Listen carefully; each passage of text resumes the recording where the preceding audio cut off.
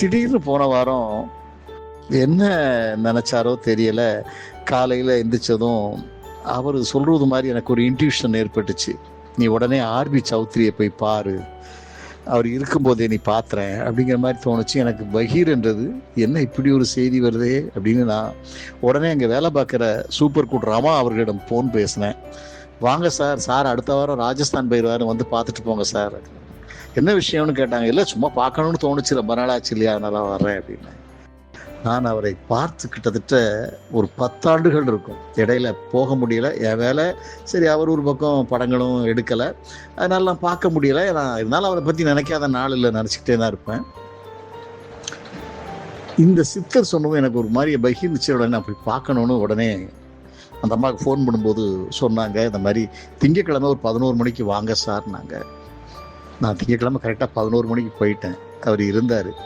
அப்போ அவர்கிட்ட பேசிட்டு பிருந்தா சாரதின்னு ஒரு வசனகர்த்தா கவிஞர், அவர் வெளியே வந்தார். அவரை பார்த்துட்டு வெளியே வந்தார். அவர் வந்ததும் நான் உள்ளே போனேன்.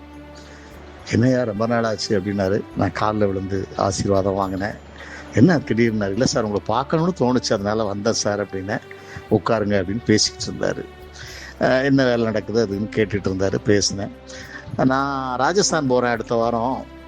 போயிட்டு வந்ததும் ஜூன் மாதம் நம்ம சந்திப்போம்யா, நிறைய பேர் கதையெல்லாம் சொல்லணும்னு இருக்காங்க, நீ உட்காந்து கேளு, எனக்கு வயசாகிடுச்சு இல்லையா, கூட ஒரு 2-3 ஆளை வச்சுக்கலான்னு இருக்கேன், நீ வாயா, இன்னொரு சின்ன பையங்களே யாராவது வச்சுக்கலாம் அப்படின்னு சொன்னார். சரி சார், அதுக்கு என்ன சார், உனக்கு ஏதாவது சம்பளம் போட்டுருவோம்யான்னாரு. ஐயா அதெல்லாம் ஒன்றும் வேணாம் சார், உங்ககிட்ட கதை கேட்குறது எங்களுக்கு பாக்கியம், நாங்கள்லாம் கொடுத்து வச்சுருக்கணும், அது எங்களோட நன்றி கடன் அப்படின்னு நான் சொன்னேன்.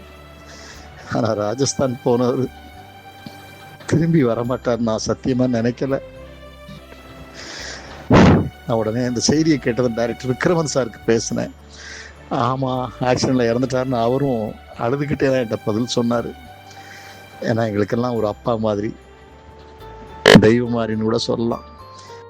நம்மளை நம்பி 10,000 கூட யாரும் கடன் கொடுக்க மாட்டாங்க. அந்த நேரத்தில் கண்ணாத்தால் படம் எடுக்கிறதுக்கு எனக்கு 1 கோடி ரூபாய் கொடுத்து உதவி பண்ணார். அப்படிப்பட்ட ஒரு மனித தெய்வத்தை இழந்து இன்னைக்கு அவரால் தவிர்த்து கொண்டிருக்கும் அந்த குடும்பத்திற்கும், அவரால் எத்தனையோ பேர் வாழ்வு அடைஞ்சாங்க, அதில் நானும் ஒருத்தன். அவருடைய ஆத்மா நல்லபடியாக சாந்தி அடைகிறதுக்கும் நான் இறைவனை வேண்டுகிறேன். எனக்கு ஒரு சின்ன வருத்தம், இப்படிப்பட்ட ஒரு நல்ல மனிதர், மென்மையான மனிதர், நிறைய பேருக்கு உதவி பண்ணவர், அதிர்ந்து பேசாதவர், அமைதியானவர், அவருக்கு கொஞ்சம் இப்படிப்பட்ட ஒரு மரணம் ஏற்பட்டதே, ஒரு ஆக்சிடென்ட் மரணம் ஏற்பட்டதை நினைக்கும் போது ரொம்ப வலியாக இருக்குது.